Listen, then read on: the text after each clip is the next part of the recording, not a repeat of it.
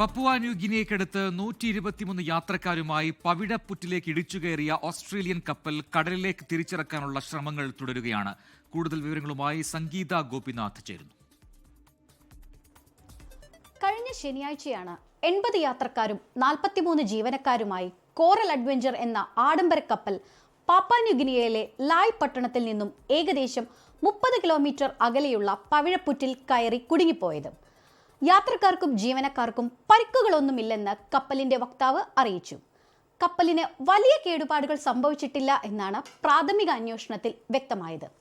എന്നാൽ വിശദമായ അന്വേഷണം നടക്കുന്നുണ്ട്. അനുകൂല കാലാവസ്ഥ അല്ലാത്തതിനാലും നിലവിൽ കപ്പലിലുള്ളവർക്ക് ജീവന് വലിയ ഭീഷണിയില്ലാത്തതിനാലും എയർലിഫ്റ്റിംഗിന് സാധ്യത കുറവാണെന്നാണ് വിലയിരുത്തൽ. സാങ്കേതിക തകരാറുകൾ ഇല്ലെങ്കിൽ കപ്പലിനെ തിരികെ കടലിലേക്ക് ഇറക്കുന്നതിനായിരിക്കും മുൻഗണന. അതല്ലെങ്കിൽ യാത്രക്കാരെ മറ്റ് കപ്പലിലേക്ക് മാറ്റി സുരക്ഷിതമായ തീരത്ത് എത്തിക്കാനായിരിക്കും ശ്രമം നടത്തുക. 2 മാസം മുമ്പ് ഇതേ കപ്പൽ മറ്റൊരു വിവാദത്തിൽപ്പെട്ടിരുന്നു.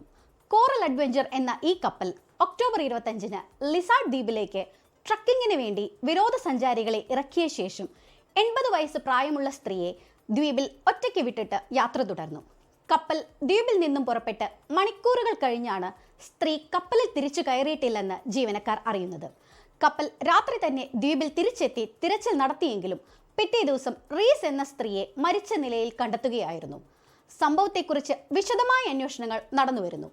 ആ സംഭവത്തിന് ശേഷം ആദ്യമായി നടത്തിയ യാത്രയിലാണ് കപ്പൽ പവിഴപ്പുറ്റിൽ ഉറച്ചുപോയത്. വൈകാതെ തന്നെ യാത്രക്കാരെല്ലാം സുരക്ഷിതമായി തിരിച്ചെത്തുമെന്ന് പ്രതീക്ഷിക്കാം. ഓസ്ട്രേലിയയിൽ നിന്നും 24-ന് വേണ്ടി സംഗീത ഗോപിനാഥ്. ലോകത്തെവിടെയായാലും ഏത് സമയത്തും 24 വാർത്തകളും ഓഗ്മെന്റഡ് റിയാലിറ്റി പാക്കേജുകളും എക്സ്പ്ലെയിനറുകളും വിശദമായി കാണാൻ ഞങ്ങളുടെ യൂട്യൂബ് ചാനൽ നിങ്ങൾക്ക് സബ്സ്ക്രൈബ് ചെയ്യാം.